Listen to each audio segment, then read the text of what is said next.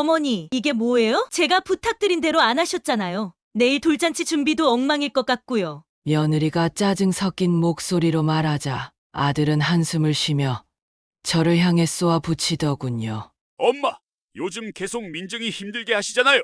뭐가 문제신데요?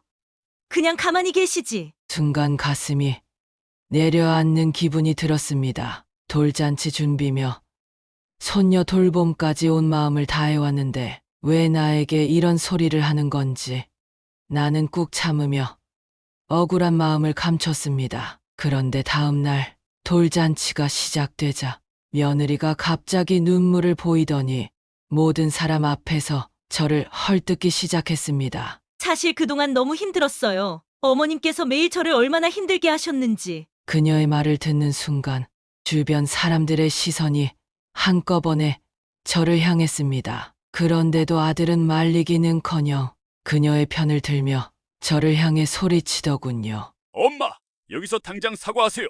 어머니가 잘못한 거잖아요. 이게 무슨 일인가? 평생 믿어온 아들과 며느리가 한순간에 돌변해 나를 내몰고 있는 현실이 마치 악몽처럼 느껴졌습니다. 이게 대체 어떻게 된 일일까요? 손주의 돌잔치 날 기쁨으로 가득해야 할 그 자리에서 어머니가 아들 내외에게 쫓겨나는 충격적인 일이 벌어졌습니다. 평생을 헌신하며 가족을 위해 살아온 어머니가 바로 그날 모든 걸 잃었다고 하는데요. 아들과 며느리는 어머니에게 씻을 수 없는 상처를 남겼다고 합니다. 과연 이 가족에게 무슨 일이 있었던 걸까요? 오늘은 돌잔치에서 쫓겨나야만 했던 김영수님의 믿기 어려운 사연 함께 들어보겠습니다. 시작하기 전에 좋은 사연 잘 전할 수 있게 구독과 좋아요 꾹 부탁드립니다. 안녕하세요. 경기도 의정부에 사는 72세 김영순입니다. 50년을 넘게 가족만을 바라보며 살았습니다. 한 번도 제 삶을 살아본 적 없이 오직 자식들을 위해 헌신했던 시간, 그동안의 희생이 이렇게 무참히 짓밟힐 줄은 몰랐습니다. 하지만 이제는 더 이상 참지 않기로 했습니다. 제 재산을 빼앗고 제 자존심을 짓밟은 자식들에게 마지막 교훈을 주기로 결심했습니다. 오늘 들려드릴 이야기는 배신당한 한 어머니의 처절한 복수극이자 새로운 삶을 찾아가는 여정입니다. 그땐 정말 몰랐습니다. 제 평생의 희생이 이렇게 끝나게 될 줄은. 1966년 16살의 봄날, 또래 아이들이 교복을 입고 등교할 때 저는 새벽 시장으로 향했습니다. 겨울이면 손가락이 얼어붙을 것 같은 새벽 공기를 가르며 여름이면 뜨거운 아스팔트 위에서 땀을 흘리며 저는 하루하루를 버텨냈습니다. 시장 한켠에 자리 잡은 작은 채소 가게, 그곳이 제 교실이었고 무거운 배추 상자들이 제 교과서였습니다. 오빠의 대학 등록금을 위해 시작한 장사. 처음에는 무서웠습니다. 큰 소리로 가격을 외치는 것도, 손님들과 흥정하는 것도, 모든 것이 어렵고 두려웠죠. 손이 트고 발이 부어도 쉴 수 없었습니다. 허리가 휘고 무릎이 아파도 멈출 수 없었죠. 장사를 시작한 지 1년이 지나고서야 겨우 요령을 알아갔습니다. 새벽 3시, 아직 달빛이 환한 시각이면 동대문 새벽 시장으로 향했습니다. 좋은 물건을 고르기 위해 수많은 상인들과 경쟁해야 했죠. 가끔은 울기도 했습니다. 시장 한켠에 숨어서 화장실에 들어가서 그래도 누구에게도 보여줄 순 없었죠. 다행히도 혼자가 아니었습니다. 시장 사람들이 제게 힘이 되어 주었으니까요. 건너편 생선가게 아주머니는 매일 아침 따뜻한 어묵 국물을 건네주셨고 옆 가게 과일 할아버지는 늘 우리 영순이 참 착하다. 칭찬해 주셨죠. 특히 추운 겨울날이면 시장 사람들의 정이 더욱 따뜻했습니다. 누군가는 손난로를 건네주고 누군가는 따뜻한 군고구마를 나눠주곤 했죠. 그렇게 하루하루 버티다 보니 어느새 단골 손님도 생기기 시작했습니다. 영순이 가게 채소는 항상 싱싱해. 이 아가씨는 거짓말을 모르니까 믿을 수 있어. 그런 말들이 제겐 큰 자부심이 되었습니다. 20살이 되던 해, 봄비가 내리던 어느 날이었습니다. 시장 입구에서 우산을 쓰고 서성이던 한 남자, 구청에서 일한다는 그 공무원은 매일 아침 제 가게 앞을 지나갔습니다. 처음에는 그저 고개 숙여 인사만 하던 사이, 어느새 짧은 대화를 나누는 사이가 되었고, 그렇게 우리의 인연이 시작되었습니다. 남편은 늘 말했습니다. 영순 씨의 성실함에 반했어요. 그 모습이 너무 아름다워 보였어요. 가난한 공무원과 시장 상인, 주변에서는 걱정했지만 우리는 서로를 믿었습니다. 결혼 후에도 장사는 계속했습니다. 남편의 월급과 제 장사 수입을 모아 조금씩 저축해 나갔죠. 매일 밤 남편과 마주 앉아 가계부를 쓰며 미래를 그렸고 서로를 격려하며 힘을 냈습니다. 5년이 지나고 드디어 작은 집 한 채를 장만했을 때 우리는 얼마나 기뻤는지 모릅니다. 25평 남짓한 아파트였지만 우리에겐 꿈의 궁전이나 다름없었죠. 처음으로 새 가구를 들이고 커튼을 달던 날의 설렘이 아직도 생생합니다. 아이들을 키우는 일은 힘들지 않았습니다. 시장에서 단련된 체력으로 육아와 장사를 병행할 수 있었으니까요. 딸아이는 초등학교 선생님이 되겠다는 어린 시절의 꿈을 이뤄냈고, 아들은 대기업 입사의 영광을 안았습니다. 학부모 회의에 가면 늘 자부심이 넘쳤죠. 영순 씨 자식들은 정말 다르네. 어쩜 저렇게 예의 바르고 공부까지 잘하나. 그런 말들이 제겐 최고의 칭찬이었습니다. 특히 아들이 자랑스러웠습니다. 높은 경쟁률을 뚫고 대기업에 입사해 승진도 빠르게 하는 모습을 보며 가슴이 뿌듯했죠. 하지만 행복도 잠시, 5년 전 예고 없이 찾아온 이별, 갑작스러운 뇌출혈로 남편은 한마디 말도 없이 떠나갔습니다. 30년을 함께 산 사람이 이렇게 쉽게 사라지다니. 한동안은 숨 쉬는 것조차 힘들었습니다. 장사도 할 수 없었습니다. 시장에 가면 남편과의 추억이 떠올라 자꾸만 눈물이 나서, 하지만 자식들이 제게 힘이 되어 주었습니다. 엄마, 우리가 있잖아요. 그 말에 의지하며 하루하루를 버텼습니다. 그러던 어느 날 퇴근길에 들른 아들이 제안했습니다. 엄마, 이제 우리랑 같이 살아요.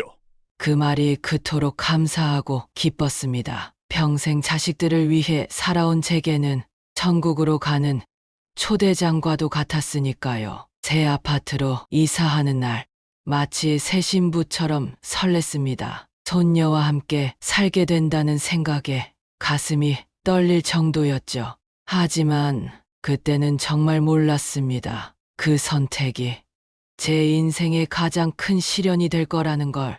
매일 새벽 4시 어둠 속에서 가장 먼저 눈을 떴습니다. 시장에서 30년을 장사하며 익숙해진 시간이었죠. 창밖은 아직 칠흑같이 어두웠지만 저는 부지런히 하루를 시작했습니다. 가장 먼저 쌀을 씻어 밥솥에 안치고 된장국 육수를 내기 시작했습니다. 손녀의 도시락 반찬은 특별히 신경 썼죠. 동그랑땡은 꽃 모양으로 예쁘게 만들고 달걀말이는 색깔별로 층을 넣어 말았습니다. 김치도 손녀가 좋아하는 총각김치로 골라서 썰었죠. 아들 내외의 아침 식사도 정성껏 준비했습니다. 아들이 좋아하는 고등어구이, 며느리가 좋아하는 콩나물 무침, 식구들의 입맛을 하나하나 생각하며 밥상을 차렸습니다. 처음 한 달은 정말 평화로웠습니다. 며느리는 어머님 덕분이에요. 라며 친절했고, 아들은 퇴근할 때마다 어깨를 두드리며 엄마, 고맙습니다. 얘기해줬죠.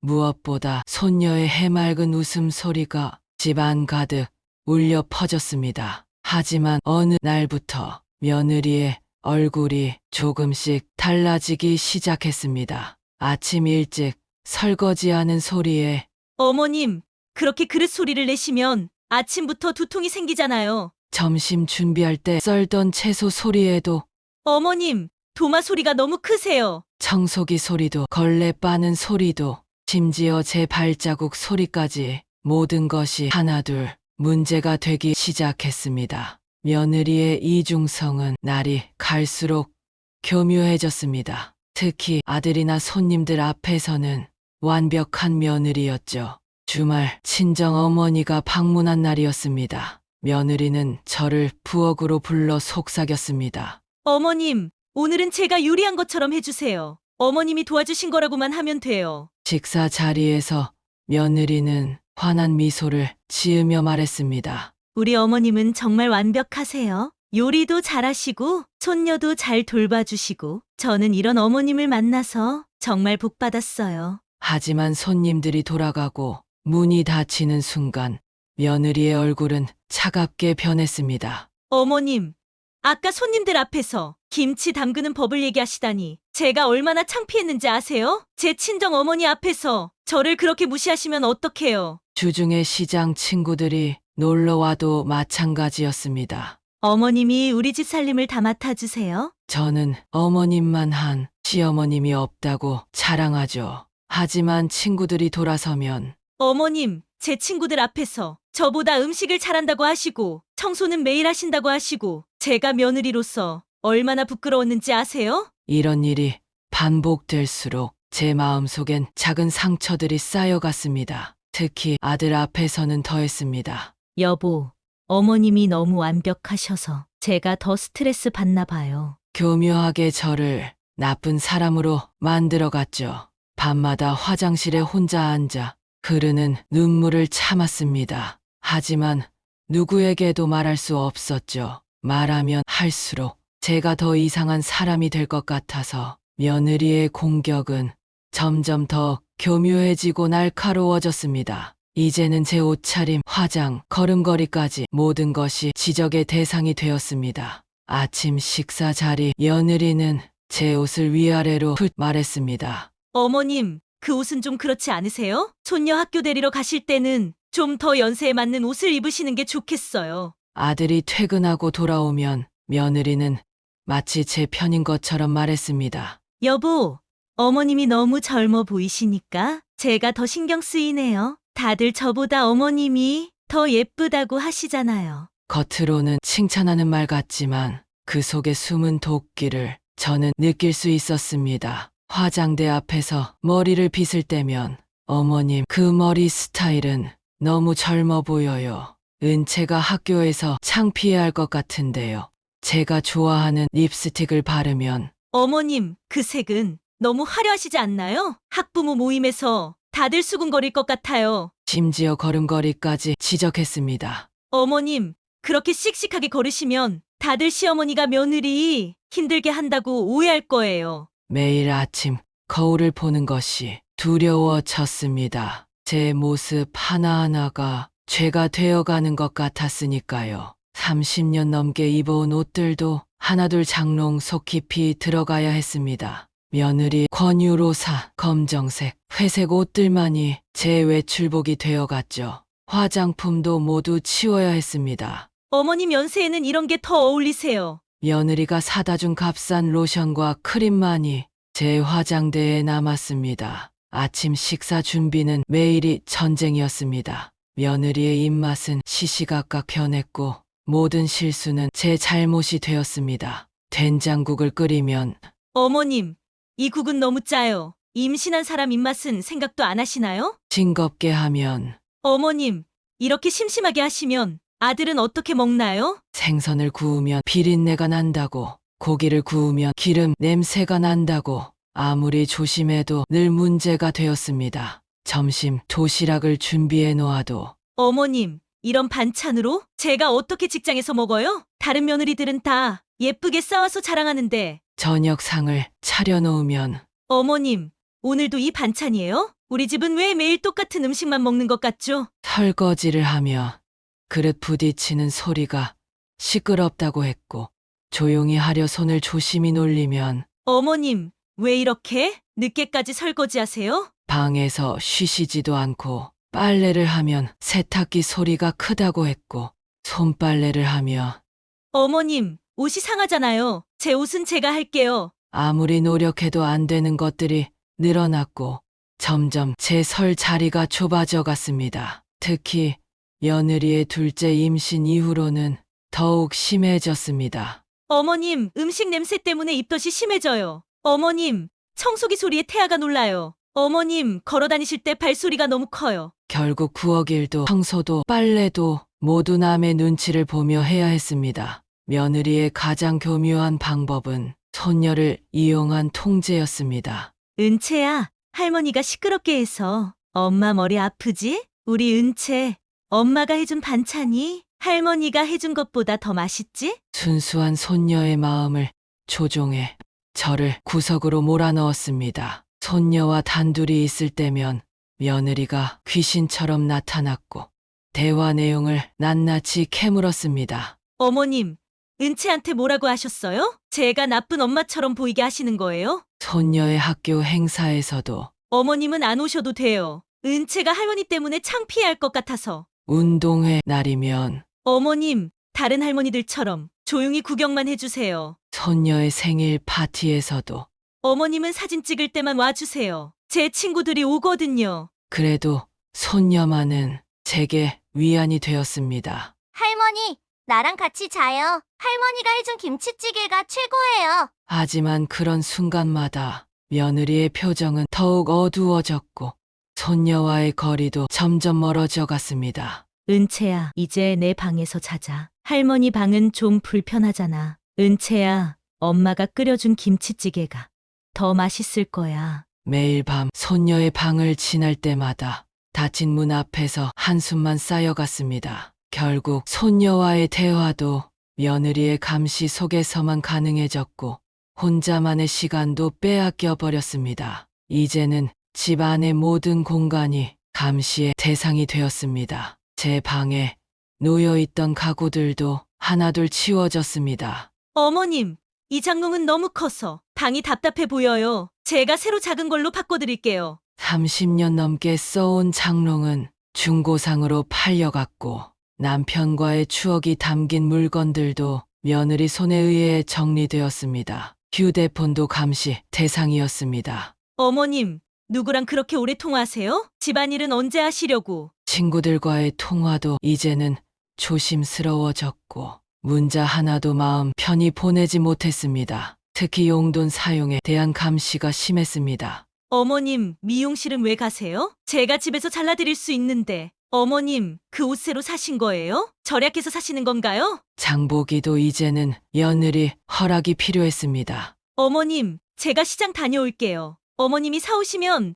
비싼 것만 사오시잖아요. 하루하루가 갇힌 듯한 생활이었습니다. 제 삶의 자유는 점점 사라져갔고 모든 순간이 누군가의 허락이 필요했습니다. 변화는 경제적인 부분에서 가장 크게 나타났습니다. 남편과 평생 모아온 재산이 하나둘 아들 명의로 넘어가기 시작했습니다. 처음에는 달콤한 말로 시작했습니다. 어머님, 이제 연세도 있으시고 저희가 재산 관리 좀 도와드릴게요. 통장 하나를 가져가더니 얼마 지나지 않아 모든 통장을 가져갔습니다. 어머님, 은채 교육비도 있고 아버님이 남기신 재산은 저희가 관리할게요. 30년 넘게 시장에서 장사해서 모은 적금 통장, 남편과 함께 어렵게 장만한 상가 건물, 모든 것이 순식간에 아들 명의로 바뀌었습니다.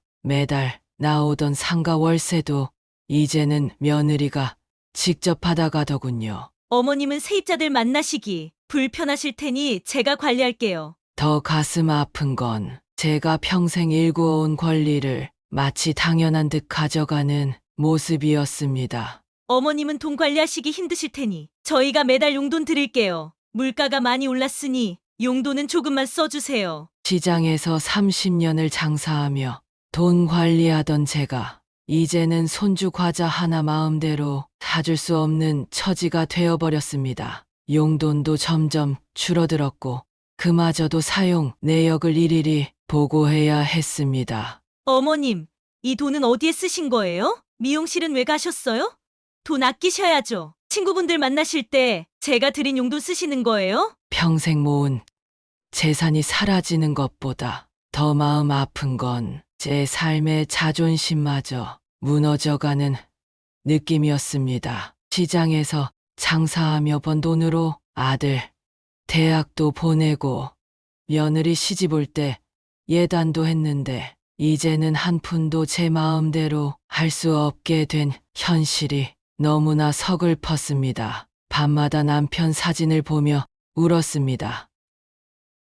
여보, 당신이 살아계셨다면 이런 일은 없었을 텐데. 식구들과 함께하는 시간도 점점 줄어들었습니다. 저녁 식사 시간이 되면 어머님, 오늘은 저희끼리 먹을게요. 어머님은 방에서 드세요. 주말이면 가족들은 외식을 가고 저는 혼자 집을 지켰습니다. 어머님, 이번 외식은 친정 식구들이랑 가요. 어머님까지 가시면 자리가 불편할 것 같아서. 명절이 되어도 마찬가지였습니다. 어머님, 올해는 제가 음식 준비할게요. 어머님은 좀 쉬세요. 하지만 정작 음식 준비는 제게 맡기고 손님들 앞에서는 며느리가 다 한 것처럼 말했죠. 특히 가슴 아픈 건 가족 사진에서도 제가 지워져 갔다는 겁니다. 손녀 입학식 때도 어머님, 사진은 우리 셋만 찍을게요. 핵가족이 더 예쁘잖아요. 며느리 친구들이 오며 제 방에만 있으라고 했고 심지어 제 신발도 신발장 구석으로 밀어 넣었습니다. 어머님 신발이 현관에 있으면 손님들이 불편해할 것 같아서요. 이제는 이 집에서 제가 설 자리가 점점 없어져 가는 것 같았습니다. 가족도 아닌 그저 이방인처럼 밤이면 텔레비전 소리에 귀 기울이며 저 멀리서 들려오는 가족들의 웃음소리를 그저 혼자 듣기만 했습니다. 엄마, 이거 맛있다. 은채야, 이리 와서 앉아. 여보, 이것도 먹어봐요. 한 지붕 아래 살면서도 점점 더 멀어지는 가족의 모습에 저는 그저 깊은 한숨만 내쉬었습니다. 손녀의 돌잔치가 한 달 앞으로 다가왔습니다. 며느리는 호텔 예약부터 답례품까지 모든 준비를 혼자 도맡아 했습니다. 어머님은 신경 쓰지 마세요. 제가 다 알아서 할게요. 하지만 정작 준비는 제게 맡겼습니다. 떡집에 주문하고 한복 맞추고 친지들에게 연락하는 일까지. 어머님, 이런 건 어르신들이 하시는 게 좋잖아요. 제가 부탁드린 거니까 잘해주세요. 돌잔치 열흘 전 며느리의 표정이 더욱 어두워졌습니다. 어머님, 돌잔치 때 혹시라도 제가 못마땅한 게 있더라도 참아주세요. 그날 밤 아들과 며느리의 대화가 들렸습니다. 여보, 이제는 어머님 문제를 해결해야 할 것 같아요. 이대로는 제가 너무 힘들어요. 알았어. 내가 어떻게든 할게. 그 순간 등줄기가 서늘해졌습니다. 무언가 큰일이 일어날 것 같은 예감. 돌잔치 전날 밤 며느리는 갑자기 제 방으로 들어와 차가운 목소리로 말했습니다. 어머님, 내일 돌잔치에서는 제발 조용히 계시기만 하세요. 어차피 주인공은 은채고 저희 부부잖아요. 그 말을 듣는 순간 가슴 한구석이 찢어지는 것 같았습니다. 그리고 다음 날 제 인생 최악의 순간이 찾아왔습니다. 호텔 연회장은 축하객들로 가득했습니다. 화려한 장식과 풍성한 음식, 모든 게 완벽해 보였죠. 손녀는 제가 골라준 한복을 입고 예쁜 나비처럼 돌아다녔습니다. 할머니, 예쁘죠? 손녀의 해맑은 미소가 제 마음을 한순간 따뜻하게 했습니다. 하지만 곧 며느리가 다가와 손녀를 데려갔습니다. 은채야, 이제 사진 찍어야지. 할머니는 저기 좀 비켜주세요. 첫 번째 균열은 가족 사진에서 시작됐습니다. 어머님, 저희 셋만 찍을게요. 나중에 따로 찍어드릴게요. 그 나중은 결국 오지 않았습니다. 하객들이 하나둘 자리를 잡고 축하의 말들이 오가는 중에 며느리가 갑자기 마이크를 잡았습니다. 처음에는 감사 인사로 시작했습니다. 오늘 이렇게 와주셔서 감사합니다. 하지만 곧 며느리의 목소리가 떨리기 시작했습니다.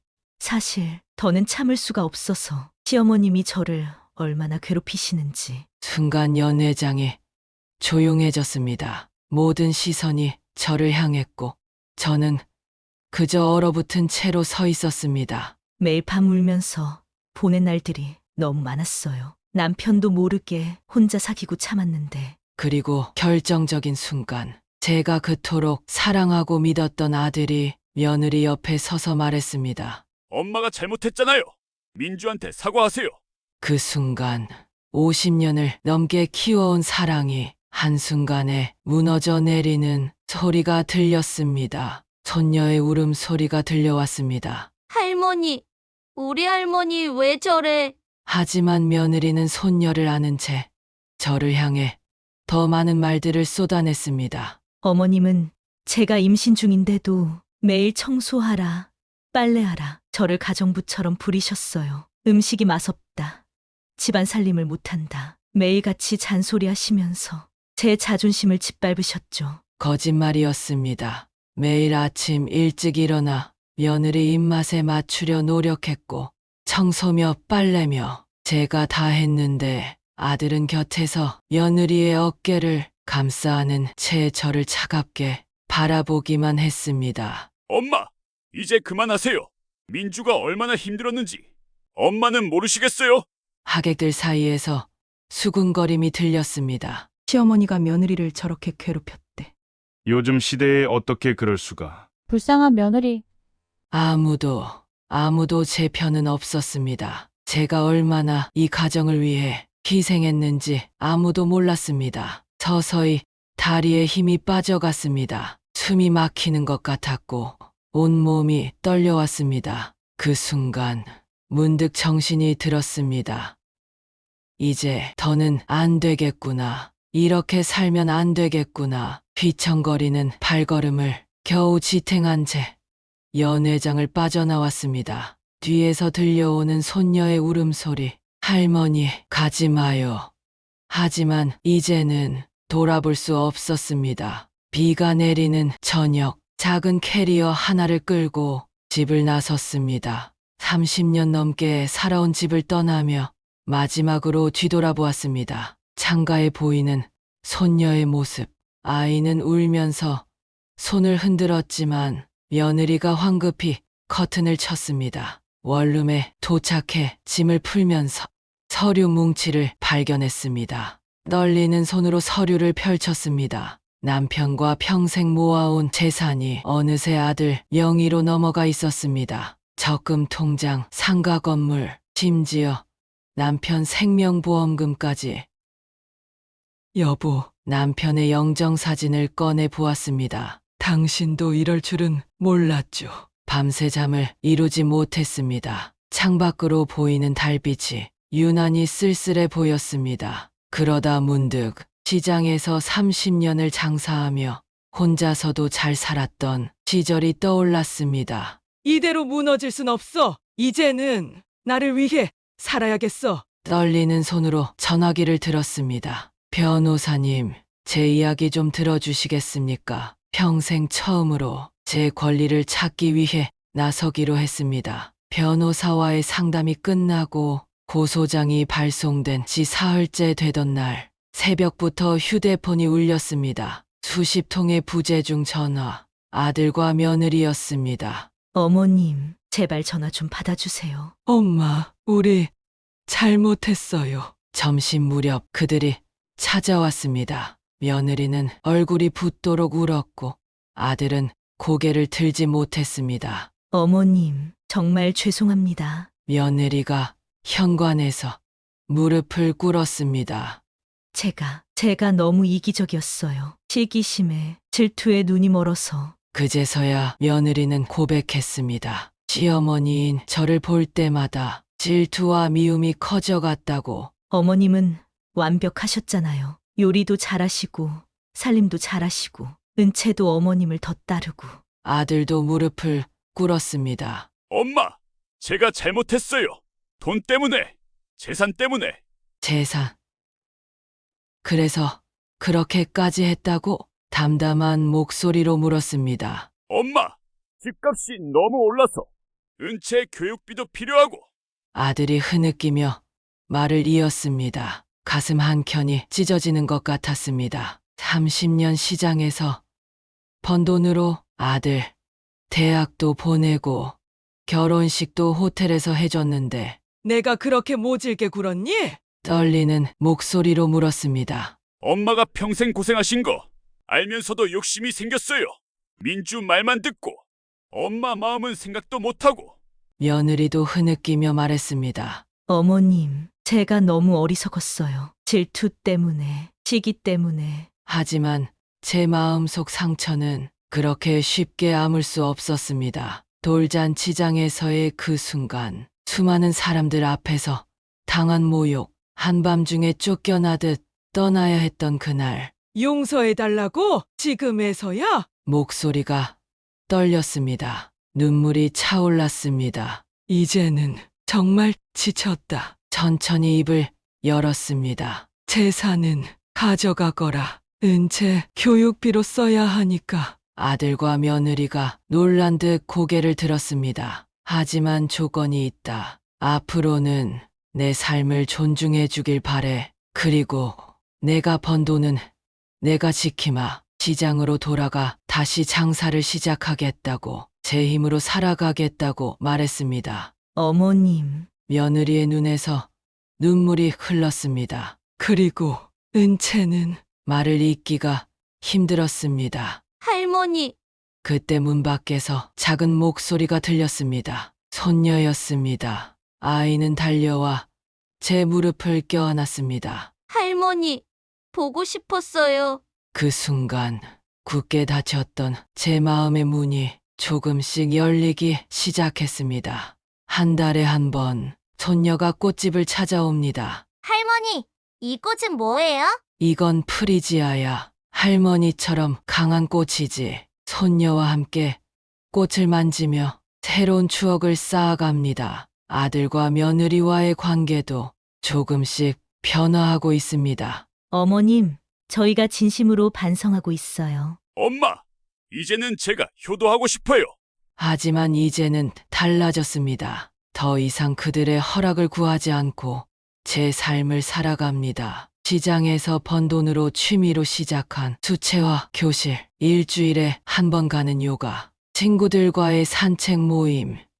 어머님, 정말 젊어지신 것 같아요. 며느리의 말투도 달라졌습니다. 무엇보다 달라진 건 제 자신을 바라보는 시선입니다. 이제는 누군가의 어머니나 시어머니가 아닌 한 사람으로서의 김영순으로 당당히 살아가려 합니다. 72년을 살아오며 처음으로 깨달았습니다. 진정한 사랑은 나 자신을 사랑하는 것에서 시작된다는 걸. 가족이란 이름으로 모든 것을 참고 희생할 필요는 없다는 걸. 이제는 아침에 눈을 뜨면 제일 먼저 거울 속 제 모습에게 말합니다. 오늘도 행복하자. 꽃집은 제 작은 행복이 되었습니다. 매일 아침 꽃에 물을 주며 새로운 희망도 키워갑니다. 손녀는 주말마다 꽃집을 찾아와 제 이야기를 듣습니다. 할머니,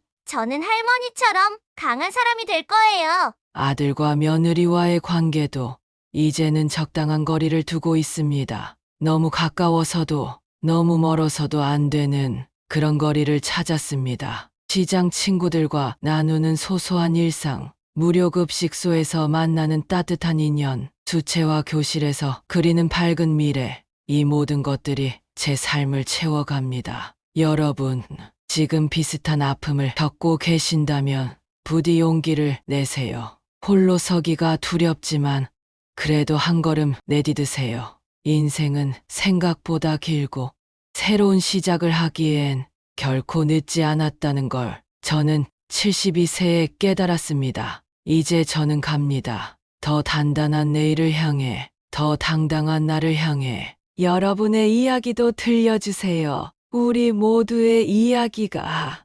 누군가에게 작은 희망이 될 수 있도록. 이 사연을 들으며 마음이 많이 무거워졌습니다. 우리 김영수님께서 겪으셨던 아픔이 전해져서 저도 마음이 아프네요. 그래도 결국엔 자신을 위한 결정을 내리시고 새로운 삶을 선택하신 어머님의 용기가 정말 대단하신 것 같습니다. 여러분은 어떻게 느끼셨나요? 비슷한 경험이나 공감되는 이야기가 있으시다면 댓글로 나눠주세요. 김영수님께 따뜻한 응원의 말씀도 부탁드립니다. 그리고 구독과 좋아요 잊지 말고 꼭 눌러주세요. 여러분의 응원 덕분에 앞으로도 더 많은 사연을 전해드릴 수 있습니다. 감사합니다.